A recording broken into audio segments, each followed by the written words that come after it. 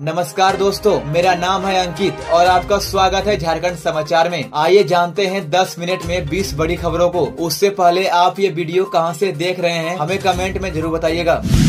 डुमरी विधायक जयराम महतो ने बताया किससे है खतरा, क्यों उठी Z+ सुरक्षा की मांग। डुमरी के विधायक जयराम महतो के लिए कुछ दिन पहले Z+ सुरक्षा की मांग उठी थी। यह मांग उनके साथी और संगठन के सचिव राजेश रतन ने गृह मंत्रालय को पत्र लिखकर की थी। इसके बाद से यह सवाल उठने लगा है कि क्या विधायक को किसी से खतरा है। जब इस बारे में खुद विधायक जयराम महतो से सवाल पूछा गया तो उन्होंने बिल्कुल साफ जवाब दिया, मैंने Z+ सुरक्षा नहीं मांगी है। उन्होंने बताया कि उन्हें इस मांग की जानकारी बाद में सोशल मीडिया से मिली। विधायक बोले, हम अपने मित्र की भावनाओं का सम्मान करते हैं, लेकिन हमें ऐसी सुरक्षा की जरूरत नहीं है। विधायक ने बताया कि वे कोयलांचल क्षेत्र से आते हैं और लगातार लोगों के बीच दौरा करते हैं, ऐसे में कुछ खतरे की संभावना रहती है। उन्होंने बताया कि पहले से 2 अंगरक्षक मिले हैं और 2 की मांग की गई थी, लेकिन उन्होंने यह भी कहा कि अंगरक्षक उनके साथ ज्यादा भ्रमण नहीं करना चाहते, क्योंकि वे हर दिन अलग अलग जगह जाते हैं और बहुत एक्टिव रहते हैं।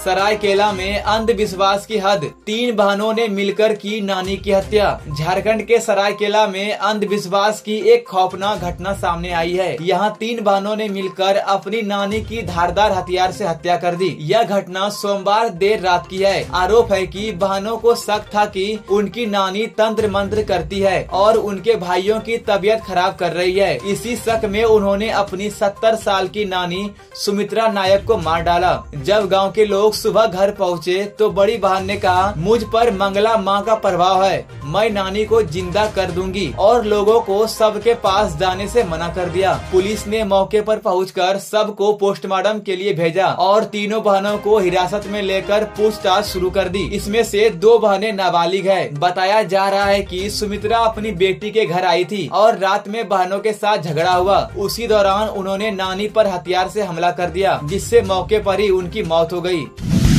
सीएम हेमंत सोरेन का विदेश दौरा, झारखंड में निवेश के लिए स्पेन और स्वीडन में की बड़ी पहल। झारखंड के मुख्यमंत्री हेमंत सोरेन इन दिनों विदेश दौरे पर हैं, जहां वे स्पेन और स्वीडन में निवेशकों से मुलाकात कर रहे हैं। उनका मकसद है कि झारखंड में निवेश बढ़ाना, स्टार्टअप्स को बढ़ावा देना और खेल व ऊर्जा जैसे क्षेत्रों में विकास लाना। स्पेन के बार्सिलोना में उन्होंने RCD फुटबॉल क्लब से मुलाकात की। क्लब ने झारखंड में फुटबॉल कोचिंग और खेल विकास को लेकर साझेदारी का प्रस्ताव दिया है। इससे झारखंड में फुटबॉल का स्तर और सुविधाएं बेहतर होगी। विदेश में बसे भारतीय कारोबारियों और विशेषज्ञों के साथ उन्होंने कई अहम विषय पर चर्चा की, जैसे startup mentorship, clean energy, bio pharma और मेडिटेक, सप्लाई चेन और खेल मार्केटिंग, क्रिकेट टीम ओनरशिप। मुख्यमंत्री ने सभी से झारखंड आकर निवेश करने और स्टार्टअप इकोसिस्टम को मजबूत बनाने का आग्रह किया। इसके अलावा हेमंत सोरेन ने चेकोस्लोवाकिया की टेस्ला ग्रुप AS के CEO डुसान लिचार्ड से भी मुलाकात की। इस कंपनी ने झारखंड में 1 गीगा फैक्ट्री लगाने का प्रस्ताव दिया है, जिसमें बैटरी स्टोरेज उत्पाद बनाए जाएंगे, जैसा कि कंपनी ने रोमानिया में किया है।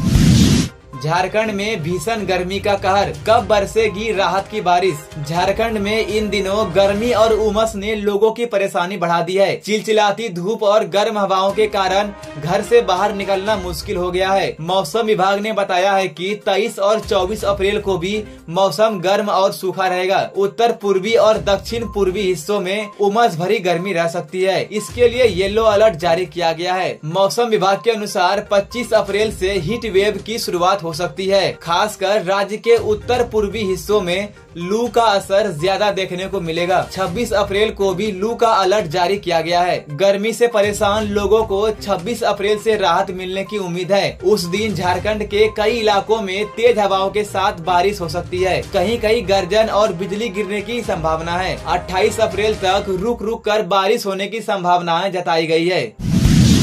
अब नहीं जाना होगा बाहर, निरसा में बनेगा इंडस्ट्रियल हब। घर के पास ही मिलेंगे हजारों रोजगार। धनबाद जिले के गलफरबाड़ी इलाके के लिए बड़ी खबर है। अब इस इलाके को इंडस्ट्रियल हब यानी औद्योगिक क्षेत्र बनाने की तैयारी हो गई है। इससे निरसा और आसपास के हजारों युवाओं को रोजगार मिलेगा। निरसा विधायक अरूप चटर्जी ने खुद इस योजना को धरातल पर उतारने की पहल की है। उन्होंने अंचल अधिकारी कृष्ण कुमार मरांडी से मुलाकात करके जमीन का मूल्यांकन जल्द पूरा करने को कहा है। गलफरबाड़ी में शुरुआती सर्वे भी हो चुका है। सर्वे और जमीन के मूल्य की रिपोर्ट मिलने के बाद इस पूरी जानकारी का औद्योगिक क्षेत्र विकास प्राधिकरण को भेजा जाएगा। विधायक चटर्जी ने कहा कि वे इस योजना को लेकर बहुत गंभीर है और चाहते हैं कि जल्द से जल्द यहां उद्योगों की शुरुआत हो। झारखंड में वोटर लिस्ट एकदम क्लीन, एक भी शिकायत नहीं। झारखंड में वोटर लिस्ट पूरी तरह सही और साफ हो गई है। राज्य के किसी भी जिले में वोटर लिस्ट में सुधार की कोई अपील पेंडिंग नहीं है, चाहे वह जिला निर्वाचन पदाधिकारी हो या मुख्य निर्वाचन पदाधिकारी ऑफिस। किसी के पास कोई शिकायत या अपील लंबित नहीं है। इसका मतलब है कि लोग मतदाता सूची से पूरी तरह संतुष्ट है। पूरे झारखंड में करीब 2,62,00,000 वोटर है। वोटर लिस्ट को सही और अपडेट रखने के लिए 29,000 से ज्यादा बूथ लेवल अधिकारी घर घर जाकर लोगों का नाम, पता और जानकारी जांचते हैं। इसके साथ ही राजनीतिक दलों के बूथ लेवल एजेंट्स ने भी इस काम में मदद की और वोटर लिस्ट को मिलाकर जांचा। अब झारखंड की वोटर लिस्ट में कोई गलती नहीं बची, इसलिए किसी को शिकायत करने की जरूरत नहीं है। झारखंड सरकार की बड़ी पहल, अब दूसरे राज्यों में भी मिलेगी मजदूरों को मदद। झारखंड सरकार ने प्रवासी मजदूरों के लिए एक बड़ी और मददगार योजना शुरू करने का फैसला लिया है। इस योजना का नाम है झारखंड राज्य प्रवासी सुलभ सहायता योजना। इस योजना के तहत दूसरे राज्यों में झारखंड के मजदूरों के लिए कंट्रोल सेंटर बनाए जाएंगे। ये सेंटर मजदूरों की हर जरूरत और परेशानी में मदद करेंगे। शुरुआत में 5 राज्यों को चुना जाएगा जहाँ सबसे ज्यादा झारखंड के मजदूर काम करते हैं। इन राज्यों में कंट्रोल सेंटर बनाकर मजदूरों को सरकारी योजनाओं का फायदा दिलाया जाएगा। अगर किसी मजदूर के साथ कोई दुर्घटना या परेशानी होती है तो ये कंट्रोल सेंटर तुरंत राहत और सहायता पहुंचाएंगे।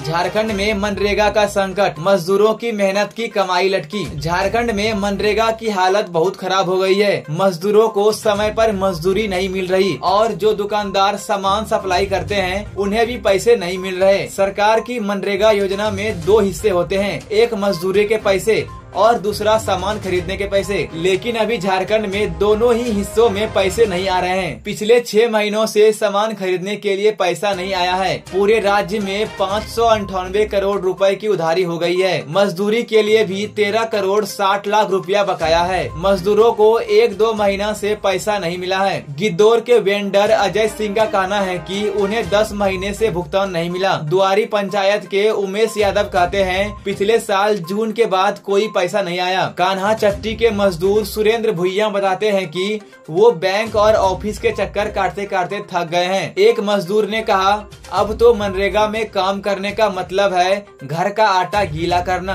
अपना खा पी कर मेहनत करते हैं लेकिन पैसा नहीं मिलता। झारखंड के लेटेस्ट न्यूज को सबसे पहले देखने के लिए हमारे चैनल को सब्सक्राइब जरूर करें।